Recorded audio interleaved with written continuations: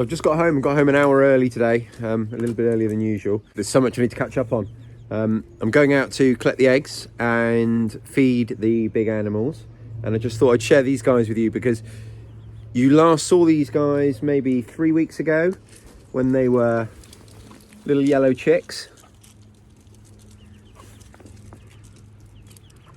And then this is a particularly beautiful, we think, little hen chick. Not as friendly as some of the chicks we have. Some of the chicks we have get super friendly. It really depends on whether my youngest son, Torrin, takes a shine to them and starts feeding them by hand from a very early age. Also over here, what we've got are 2 cockbirds that I dispatched yesterday, and I'm going to be butchering them shortly. Now, a quick word on that. I am going to make a video butchering birds. I'm not going to have time to do it with these 2, unfortunately, because I'm under a little bit of time pressure at the moment, as you know, you guys are already aware.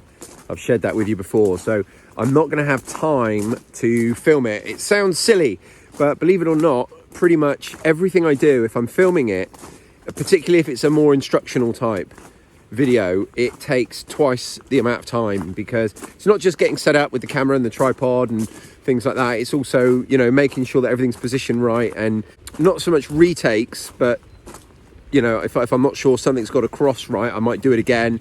And essentially, I mean, it should take me around 20 minutes to butcher those chickens, but it would easily take me over an hour if I was filming it. That's the long and the short of it. So I'm not going to do it right now. The other thing, and you've heard me talk about this before, particularly those of you who follow the podcast, and if you don't, why not? You should be. Self-Sufficient Hub, wherever you get your podcasts.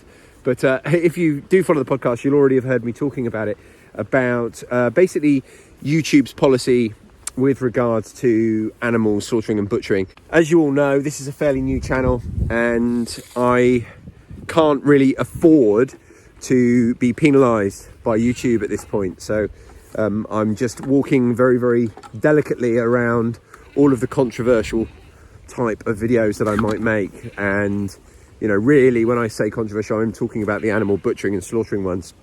So the solution, I think, is I will video it, and I'll video it very, very soon. Not this lot, the next lot of birds that I butcher, I will video. What I'll do is I'll make a link to that video available to, obviously, first my Patreon subscribers, but then afterwards I will make that link available via our Facebook group. If that's something that interests you and you'd like to get the link to what will effectively be a private video on YouTube, so it'll be a YouTube video, but it won't show up by searching, and it won't show up in other people's feeds. And obviously one day when this channel is monetized, it won't be monetized. But if you want a link to that video and any others like it, then maybe make sure that you're over on our Facebook group. Also, if you're not on Facebook, I mean, that's definitely a life decision, I understand. If you're not on Facebook, then just find one of the other links to come and find me in the description below this video and send me a message, and I'm more than happy to, you know, reply with a link to any videos like that I may put up.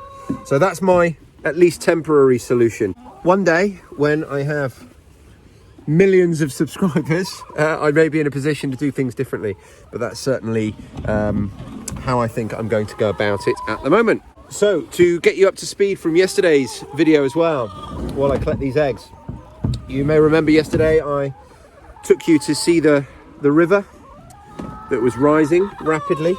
Well, the rain has stopped and the river levels have actually fallen just as rapidly as they rose. They're about 1 meter down from where they were yesterday on that video. So at least for now, the threat of any kind of flooding to our house is past.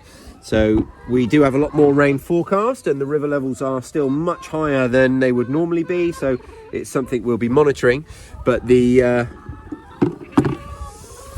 imminent risk of any significant flooding to our property has passed. Okay, quick interlude. So I just wanted to show you how much the water's receded. You can see the line there on the building. That's where it was yesterday. When I was stood here filming yesterday, It was up there, and you could see just below that window. In fact, I'll show you now where it was yesterday. And as you can see, it's receded a fair amount. So for now at least, it's probably 6 foot, 2 meters lower than it was yesterday. So for now at least, we are officially off of floodwatch. We're not worried for the time being. We have a lot more rain forecast for the next few days, but it's more usual rain. We had really heavy rain for 48 hours without stopping. That's what caused the water level to get up that high, but I think now we should be fine. So that is obviously delightful news. Just checking here for any straggler eggs. We all good, girls? Nothing for me? Okie dokie. Now I'll just put these boxes back and then go and do the other trailer. The other thing I'm going to do while I'm out and about in the garden at the moment, obviously I've got to feed the pigs, but I'm going to also, we're in the top paddock here, which is the bigger paddock of the two, and the goats were in the bottom paddock about a month ago. We moved them up here, and because there was so much grazing in here for them to get on top of, I haven't been giving them their hay. They've had a little bit now and then, and they've had lots of bush cuttings. You see along the fence there, you see those piles? Those are all piles of brambles off that fence at the bottom there. So they've had their hedging and bits and bobs, but not as much as usual. Well, I think that it's time now that I'm going to have to bring their hay rack up. So I will be doing that. Just got an electric shock from the fence. I wasn't thinking, I hadn't turned it off because I was too busy talking to you guys. But yeah, so as I was saying, I haven't got as far as bringing their hay rack up, but I will do that when we finish collecting these eggs, and then give them some hay. So I'm so glad I put this little catch on here to hold the top open while I'm collecting eggs. Makes my life a lot easier. So I think we might have an egg eater. I've just discarded a shell that had a hole in the side, and our production's been down a little bit, so we would expect to see around 20 eggs a day from this trailer, and we're getting about 13, 14, and there's a few signs that we might have an egg eater, which is really something we need to nip in the bud. Unfortunately, it's a real pain to try and differentiate which of the birds it is. The only way I can think of that we would do it is really to kind of monitor the number of eggs we're getting, and then take, say, 5 birds out and put them somewhere else, and then keep monitoring the number of eggs, then take another 5 birds out until we've narrowed down which set of 5 birds it is, and then we'd have to separate those 5 and work out which one it is. But I may be wrong. We'll wait and see. We'll just keep an eye on things. But they're enjoying their new trailer anyway, so they've got loads of space in there. And I've come and checked on them a couple of nights, and there's loads of room on the perches, quite surprisingly actually. 5 or 6 of them are choosing to huddle up in the nesting boxes overnight. You're very loud today, girls. Who's making all the noise? Are you all making all the noise?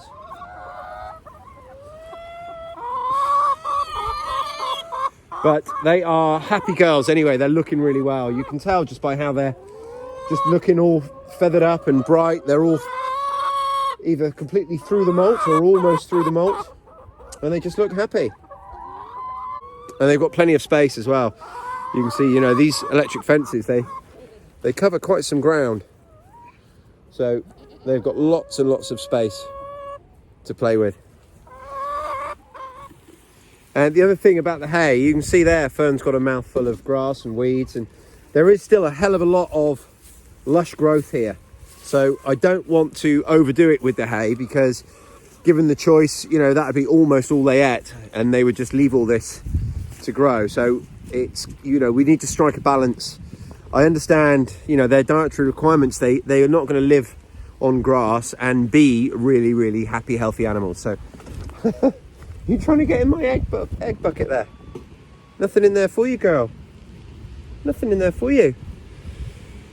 So, you know, it's important that they do get hay and that they get enough hay, but at the same time, if you make it constantly readily available, And that is exactly what I did a little while ago when Fern was showing signs of losing weight, if you remember. Then I just made the hay available all the time, 100% of the time, and that, you know, solved that issue. But that's not an issue we've got now, so it's important that they are forced to, you know, have a look around and nibble off some of that ground as well, because otherwise we're just feeding them hay when they don't need it. So I'm going to move this rack across now, which is definitely a two-hand job. So I'm going to put the camera down. So I've just moved the hay rack over. Do you think they know what it means? They're all waiting. They know exactly what it means. So this little outbuilding here that I built this originally as a chicken house, and it served that purpose for quite some time. And there's still laying boxes and perches and stuff in there that I haven't taken out. But for now, for this winter, we're going to use it as a storage for our hay and a few other things, like the generator we use for milking the goats. But it's super handy actually having it there for hay, because the only other outdoor storage that we have is all the way over there in Poultry Paradise, which is just to the right of the polytunnel and behind it. So it's really handy having somewhere much closer to where we need it to store the hay. I think that's one thing that if I had more time and more money, I would really like to organise is some more outdoor storage. So I'm filming a video at the moment, or a series of videos, on building outbuildings, or building a particular type of outbuilding, a really good quality one. And if I had the time and the money, and if we owned it for sure, for 100% sure, if we owned the land here, then I would definitely build a significant number of those, just so we can have all the things that we want where we want them. But we are limited by all three of those limiting factors: the fact that we're renting, the cost of the materials, and the time. The time is probably the least limiting factor, because I can throw them up in pretty short order. You know, a small or a smallish building the size of a small one-car garage, say, I could build in about 2 days, maybe 3 days. But it's having the money for the materials. Anyway, that's those girls fed. Are you happy?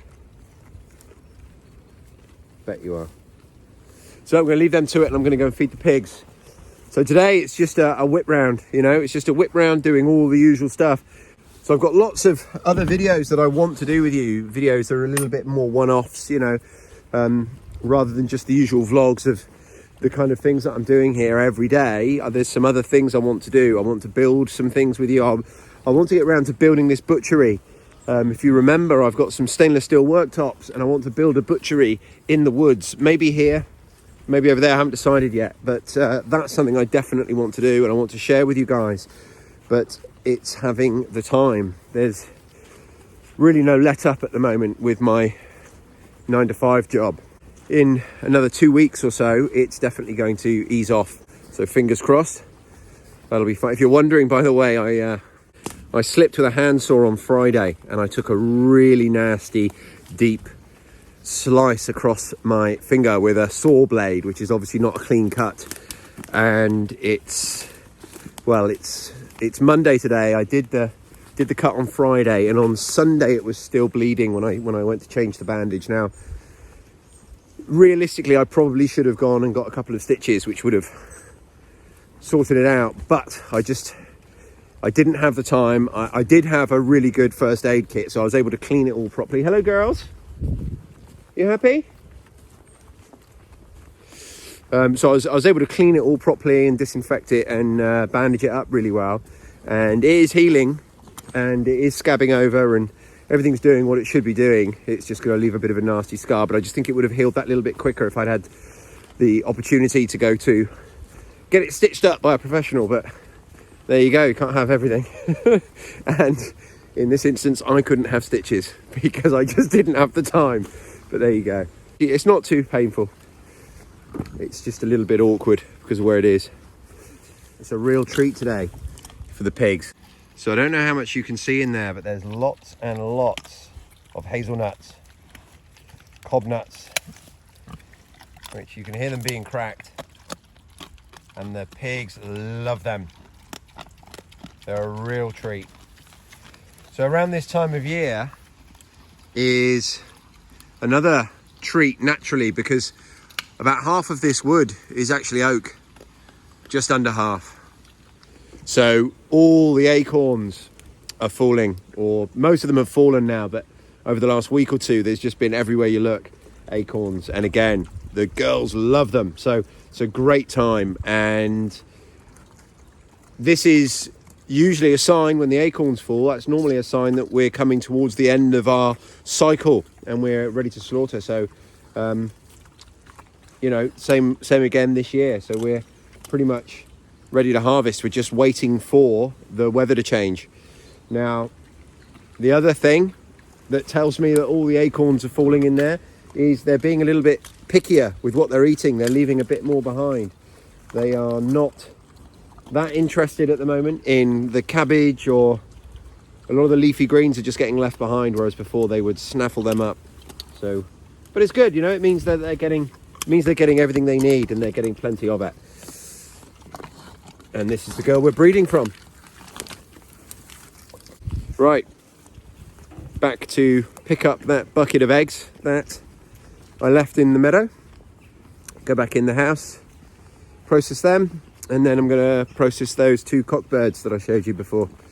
And that will wrap me up for today, except for just to say, after I finish this video and after I've processed those birds, I've got a very, very exciting recording that I'm doing for the podcast. I'm recording a show with Iona. The name of her channel here on YouTube is Broth and Butter, and I'm recording a show with her. She is an expert forager, mushrooms and non-mushroom foraging. I personally consider myself to be fairly knowledgeable, but not to the level of Iona. She really is an expert. So I'm thrilled to be doing a recording with her, and that will be on Wednesday's podcast. So look out for that one. And that will wrap me up for today. So as always, if you find these videos valuable, there's several ways you can support them. The easiest of which is to subscribe to our channel, press that like button and leave a comment down below. I am aware that I haven't really mentioned here on YouTube that we have a Patreon, but the link to that again is down there in the description. Pledging any amount makes a huge difference, because any contributions goes towards being able to do this, you know, being able to host the podcast, being able to have the time to do it, basically. So if you feel that's something you'd like to do, then I certainly appreciate it. Anyway, from me and the girls, see you soon.